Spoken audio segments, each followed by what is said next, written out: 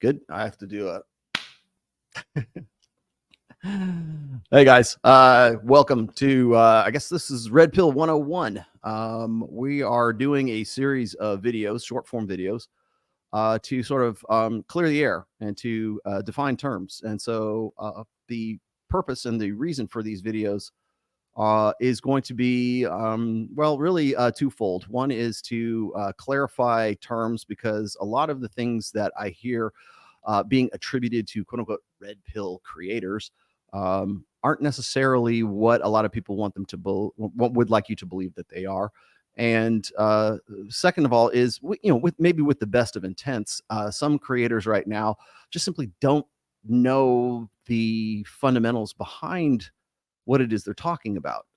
It's kind of like the telephone game. I don't know if you ever played the telephone game when you were a kid. Maybe when, I don't know what, second grade, somewhere around there. And second grade, yeah. And you would get around like 10 kids in a circle, right? And you tell one kid, I don't know, a story, like a 3-line story. And then the other kid has to tell to the next one, to the next one, to the next one, to the next one, until they get all the way around to the 10th kid. And then 10th kid, by the time it goes from the first kid to the 10th kid, the story has completely changed, or it's been completely mutated or just distorted, because just in the storytelling itself and trying to keep, the accuracy going. But oddly enough, by the time it gets to the 10th kid, then it's something completely different. And I feel like that's kind of where we're at right now in understanding what exactly the red pill is. It's easy to sort of goof on the red pill, or like sayings, or it's like, oh, I can't believe those guys believe that. But they just don't understand the premises and the thoughts and the how the equation was solved, I think. So to start off today, I want to get to actually it's an Iron Rule of Tamasi. It's Iron Rule of Tamasi number 6, and I'm going to actually, I think I'll just read that to you here. I've got it here on my iPad. Iron Rule of Tamasi number 6 is this: women are utterly incapable of loving a man in the way that a man expects to be loved. In its simplicity, this speaks volumes about the condition of men, not women. Remember, conditions of men. Okay. It accurately expresses a pervasive nihilism that men must either confront and accept, or be driven insane in denial for the rest of their lives when they fail to come to terms with this disillusionment. Women are incapable of loving men in a way that a man idealizes as possible, in a way that he thinks that she should be capable of. So what does that mean? Well, the root of that, or the core of this rule, anyways. And again, these are just rules, outlines, observations, and the idea is this: is that love, like respect and a few other terms or concepts, are what I call gendered concepts. And that means that each sex has a different concept of love or respect. And the root of most of the problems that I think happens between men and women, especially today, is this misunderstanding that there is a shared concept between the both of them. So when a woman says she is in love with a man, it is something that is a different concept than what a man says when he says he's in love with a woman. So we're gonna talk about that a little bit today. And the reason why I'm sort of dissecting this and sort of trying to define all of this is simply because it's been so distorted over really the last, gosh, I don't know, 2 years, 3 years, maybe even 4 years now. With more people coming into this space and attempting, at least, to let's just say, profit off of the ideas that they don't really have a firm grasp. They're like the 10th kid at the end of the telephone game, and they're retelling what they think maybe the 5th kid in line said, or possibly the 3rd kid in line said, and it's just not coming out right. And the problem that happens after that is that when that guy has to defend that, the 10th kid in the telephone game, when he has to defend that point, he doesn't know what he's talking about, because he never really had a firm grasp of what the first kid was told in the first place. So that's really the purpose of today's video. We're going to get into a concept that I think is really being sort of misrepresented right now. And unfortunately, and this is no flame and no hit on my good friend Adam Sosnick, but recently he came up with this. Unconditionally, but women love unconditional, okay? Whereas like a man will go find a gorgeous little broke ass pretty girl and be like, get out of that trash can, girl, you're coming with me now, I'm about to change your life, have a baby by me, be a millionaire, boom, right? And we will do that for a woman, but women aren't necessarily going to do that for a man. You're not going to find some good Hold that right there. Okay, so let's backtrack a little bit on this one. The premise is this, is that men love unconditionally or women love conditionally. And that's not really Iron Rule of Tamasi whatsoever. It's the idea that women have a different concept of love and that men have a different concept of love. So there's nothing nothing really, at least as far as my book is concerned, for the past 10 years, there's nothing in this that talks about conditional or unconditional love. And that, I think, is sort of a buzz term, or that's an easy play to get, I don't know, the audience engaged, get viewers engaged, get the ladies on the panel engaged. Because what happens is when you term it in words like conditional and unconditional, it generates sort of emotion. It's an emotional appeal, is what it is. So I don't think that most men really believe in unconditional love per se, but that's not the point. What Adam is kind of, as the 10th kid in the telephone game, what I believe he's trying to express is something that you probably will hear Myron Gaines from Fresh and Fit express as well. But it's not about conditionality. It's not about wanting unconditional love. It's that men have a concept of love that is based on idealism, whereas women's concept of love is based on opportunism.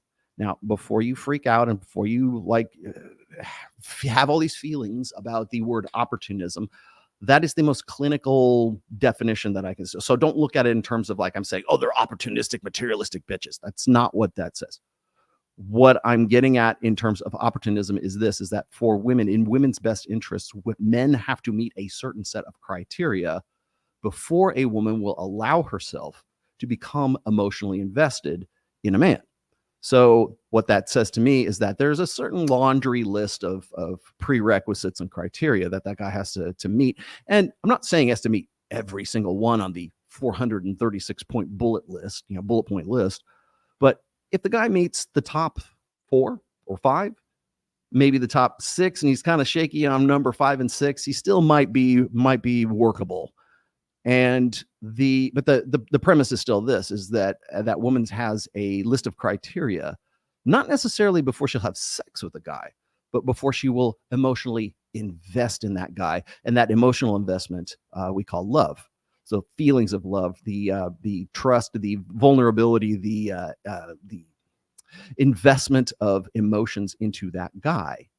So when I say a woman is opportunistic, I mean it in terms of the guy must meet a certain set of criteria before she will allow herself to become emotionally invested. Now, for men's concept of love is based on idealism. Men believe that women should love them just for the sake of love, that there's an idealistic element to it. I have another post, and it's actually, I believe it's a chapter in my first book, The Rational Male, available on Amazon.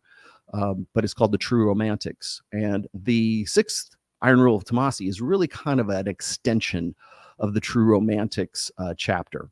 And in True Romantics, I made the case that men are actually the true romantics, and they are the realists they pretend to be realists, but they are actually idealists at heart. They're actually the romantics at heart. But they pretend to be more realistic, more pragmatic, more sort of stoic, I guess. Whereas women, on the other hand, pretend to be romantics, but are really more materialists, more opportunists, more, and I mean in the nicest possible connotation that I can deliver this in, but are more pragmatic than romantic.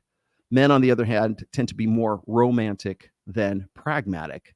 But we play this game back and forth where one is expected to be more romantic. Well, we think of romance, we think of women, but it's usually men who are delivering on the romantic or performance, let's just say. So when I'm discussing, are we good? Okay, you're gonna cut that part out. Okay. So getting back to the point, the idea is this: is that men are the romantics pretending to be, or the romantics pretending to be pragmatists. Women are the pragmatists pretending to be romantics, or pretending to need romance in some way. Whereas when we're talking about love, when we transition over to sort of the concepts of love, men's concept of love tends to be more idealistic, based on that romantic ideal. It's not about unconditional love. I don't think any man really believes in the unconditionality of love, and in this case, love being the emotional investment of a woman. So we have to really kind of define terms, because when we talk about love, I can get into the nuts and bolts of it from it, and love being an emotive state, meaning that there's an investment in intimacy with that other person. So men tend to be more idealistic in their expectations of love, and that's why I said that women are utterly incapable of loving a man in a way that men believe that woman should be able to love him. And the reason why I say that is not because I don't think that women can love men. It's absolutely the opposite of that. It's just that men believe that woman ought to be able to share his idealism when it comes to love. And women, on the other hand, expect men to understand that her love, her intimacy, her investment in him is dependent upon him meeting certain criteria. So when we talk about gold diggers, when we talk about women being materialistic, I think there's this misconception, and maybe in some cases justified. But the misconception is that incels think that women can't love men, and it's all about hate, and it's all about Ru of Tamasi says that men can't love women. No, that's not what I said whatsoever. It's the idea, anyways, that there's a miscommunication, or there's this belief that men will understand women's concept of love, and women will understand men's concept of love, and that the friction, the problems between both sexes really is somewhere in between that misunderstanding of that man believing that the woman loves idealistically, and that woman believing that man understands that she loves opportunistically. Go ahead. You can cut that part. Let's continue with the video here. Looking homeless dude and be like, stop working at Burger King, buddy. Like, come on, you're gonna work with me. Meaning there are conditions that a man must meet for you to actually give him the time of day. I.e., so most women want a guy who's 6 foot. Okay. Most women want a guy who's making 6 figures. Most women want a guy who's at least 6 inches. At least 6 inches, right? Okay, so let's explain this part right here. So he's not like, he's sort of got part of the story that was told to the first kid in the telephone game. And so the idea of conditionality is not necessarily something that's inherent to women's mating strategy. Because if you ask women, we've asked women on Access Vegas, I've heard this on Fresh and Fit, whenever they're confronted with something like this, like, women have conditions for their intimacy, most women will say, no, I don't, it's okay, I'd be happy having sex with the guy who's the barista or the sandwich artist at Subway. And they'll really cling very tightly to the idea that they want this sort of emotional connection, and he's got to be nice, and he's got to be this, and he's got to like puppy dogs, he's got to come from a good family, he's got to love his mom, he's got to want kids, that kind of stuff. And that sounds very nice when the cameras are on, but it's not necessarily reflective of what we see out in the real world. So when you bring up the idea of conditionality, that's when you kind of lose the narrative here, because it deals in binaries. It's unconditional or it's conditional. And So what happens is when women are presented with what Adam Sosnick's talking about here, it's usually met with the idea that that guys think that they're owed sex, or they think that they're owed love, or that they're the intimacy that that a woman could feel for a man is all dependent on the expectations of the man himself. As I said before, women are incapable of loving a man in the way that the man expects to be loved, and that's where the conditionality and the unconditionality comes back in. No, it's not actually. It's not so much a covert contract. It's just simply this idea that that woman understands his concept of love. The same can be true for respect as well. Like men believe that men and women have differing gendered concepts of respect as well. Men tend to see respect as something that is earned. What makes you respectable? It's hierarchical. Whereas for women, it's more egalitarian. Everybody deserves respect. You don't respect women, that kind of stuff. That is the even me saying that, like, you don't respect women. That whole attitude, comes from the idea that everybody is deserving of respect, and it's something that's common. It's like common courtesy. Everybody, respect. You give respect, you'll get respect. That's not what men's definition of respect is. It's what did you do to earn your respectability. So, but the belief is that women believe that men think of respect in their terms, in that egalitarian, it's respect in the round, whereas for men, it's respect from bottom to top. And so men say, well, why should I respect a woman when she hasn't done anything to really earn my respect? And women will go, oh my God, what are you saying? All women deserve respect. And the truth of the matter is, no, they don't. But we will go to great lengths to, socially engineer the idea that women should never be judged, and anything they could possibly do is like anything you would be critical of women for is something that is a reflection of shame, or it's judgmentalism on the part of the guy. Well, it's not. It's just that the man doesn't share the same definition of respect that a woman does. And so likewise, when it comes to love, women think that men understand their criteria. That's why we talk about, like, oh, she's not meeting my needs, or he's not meeting my needs, or we're working on the relationship. It's usually because that man is trying to find some way to keep that woman content, because he wants to keep that he wants to keep the pussy flowing, first of all, but second of all, it's the idea that her intimacy and her love is something that is constantly needing to be merited or qualified for. And guys who only see sex and love in a transactional context will just simply chase their tail until the day that they die. So when Adam Sosnick brings up the idea of conditional love versus unconditional love, what women hear is that it's almost like the pouty, pandering child who says, I want unconditional love, and I want mommy's love. Mommy loved me unconditionally.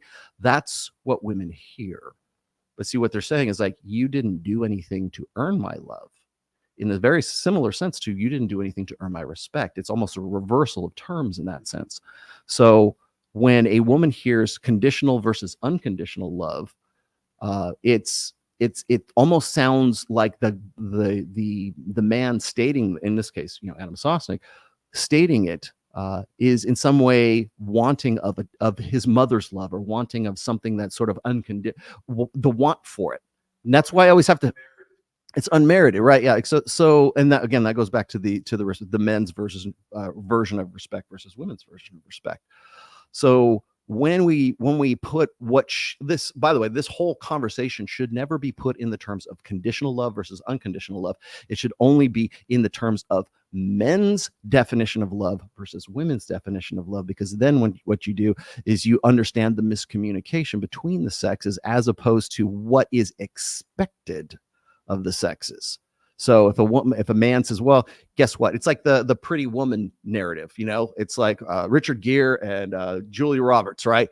And it's the hooker with the heart of gold. She's still very opportunistic, and she still has sex for money, or for is transactional to her. But she meets Prince Charming, who's this rich industrialist guy who enjoys, I guess, hookers, is his hobby, I guess. But she's the hooker with the heart of gold, and he falls in love with her, and she falls in love with him. But the understanding between the two of them is that he loves idealistically, and he can afford to love idealistically because he's a rich, he's Bruce Wayne, right? He's a rich industrialist who can wear tuxedos and give her very expensive necklaces and things like that. And then on the opposite side is this fantasy that that Richard Gere's character in Pretty Woman understands her transactional nature of love, and he's more than willing to accept that because he has the means with which to do so. So between the two of them, they fall in love because they've come to an understanding that his love definition and her love definition are two different things. But that doesn't matter because he is in a position and she is in such a position that they can both make those things work together. And again, that's why it's a fantasy and not actually something that's reflective of reality. And people want to say it's a romantic comedy at that point. And so when you look at the differences between like what women need in terms of conditionality versus what their conditionality is based on, which is opportunism, women need long-term security longer than men do. So, or at all for that matter. So women's, prime sexual years are between 18 and 28 years old. And that's when she's at her peak agency, but that's a 10-year window and hopefully a very long life where she's going to need long-term security longer than she has the ability to attract it. And so that security need is really the basis of women's opportunism. They know on some level of consciousness that they're going to need to have long-term security from a guy who's, whether that's protection, provisioning, parental investment, and there's emotional investment and emotional security too. It's not just about, financial security certainly plays into that, but it's also emotional security. It's also dependability. That's why women want a guy who's loyal and dependable, because they can't, above all, women being the vulnerable sex need for security, long-term security in a very chaotic and very dangerous world. Because in our ancestral past, anything could kill them, especially when they're pregnant, especially when they're vulnerable and are taking care of, infant and toddler children for a good portion of their lives. When children don't become self-sufficient until they're like 7 or 8 or 9 years old, and then possibly she's got another child in tow for the right after the first one. Well, yeah, that's the primary focus for women when it comes to just life in general. That's why women tend to be more risk averse. That's why women don't want to take chances. I should also point out that that's why women tend to be more germophobic than men do as well, simply because they are more concerned with pathogens and they used to be anyways, more concerned with like cleanliness and germs and things like that, because those were things that could kill the children. So that long-term security need and all of the criteria we've just listed off for women being more opportunistic, all that opportunism comes from, it's a feature. It's not a bug. Women are looking for something. They want the bigger and better deal, whether it's the guy with the big, the big cock, or the guy with the who looks better and is more arousing, or it's the guy who's Richard Gere in Pretty Woman, the guy who can provide unconditionally and confirmedly long-term security for a woman. And so it's not about unconditional love versus conditional love. It's about the mismatch of men's concept of love being idealistic and women's concept of love being opportunistic. And again, there's nothing wrong with either of those, by the way, because men almost have to be idealists, especially today, when it comes to investing their emotions in what they believe women should be able to reciprocate when it comes to their investment of emotion and intimacy and everything else. So last thing I want to get to here, just before we go, in the same, this is from my post from, oh gosh, when did I post this? This was back in December 27th, 2011. This is actually 12 years old now. As I said, women are incapable of loving a man in a way that a man idealizes is possible, in a way that he thinks that she should be capable of loving him. So, and then the other quote from this is, I really, really hope that the myth that girls are hopeless romantics gets kicked to the curb as soon as possible. Everyone needs to realize that men are the romantics pretending to be realists, and women are vice versa. So that romanticism that goes in there is really sort of it's almost an inversion of what most people believe, because we think of women being the romantic ones, when in fact it's men that actually have to deliver on romance. They have to be romantic. It's date night. It's I got to think of some way to go through jump through all these hoops in order to get her either aroused, or to get her to like me, or to get her to even return my phone calls. And somewhere along the line, romance happens, but romance is not something that is planned. It's not something, because anytime men try to plan romance, it's always contrived, because observing a process changes the process. So, for instance, like when a woman hangs on to the little ring you fashioned out of a gum wrapper, and it was very important to her enough so that she still keeps it in her jewelry box 10 years after you're married, and you didn't even know she did. That's because that nostalgia and that sentimentality is something that we weren't trying to be romantic. It just happened in that moment. But when you try to manufacture it, when you try to have date night, when you try to keep it fresh, when you try to, keep the fire burning or whatever, make your relationship work, spice it up a little bit, it's never as satisfying as the time that you made that little gum wrapper ring that she still keeps in her jewelry box, because that's what she remembers and that's what she keeps going back to. So, but the reason I'm even bringing this up is that's idealism. That's the ideal that it doesn't matter how much money I make. It doesn't matter if I am, a prince or a pauper. She's going to love me because for the sake of love. And I didn't say unconditionally. I said, but women will love a man just for the sake of loving him, because that's, love wins, right? Love triumphs. Love conquers all. You can even find it in the Bible, right? If you go, what is it, Corinthians? And so, but that whole scripture, and I don't think I kind, yeah, love is this and love is that. We deify love. We turn love into something that is cosmic and eternal and ephemeral, and God is love, right? I have a full chapter in my fourth book, Religion, where I outline the difference between God is love and love is God. And love is God is really kind of where we're at right now, where we sort of we put love and the feeling, the emotive state of love, as really something that's almost like a god, like deified, because that's what we want more than anything else. And we don't necessarily want to consider the price and consider what is necessary and what you're responsible for in maintaining that. It also goes back to happiness as well, which is sort of this idea of contentment, the idea that you can sustain happiness and contentment and love, I think all the good feeling, and name a good emotion, that you can sustain that indefinitely, when in fact the human condition is really dependent on discontent and how you deal with that discontent.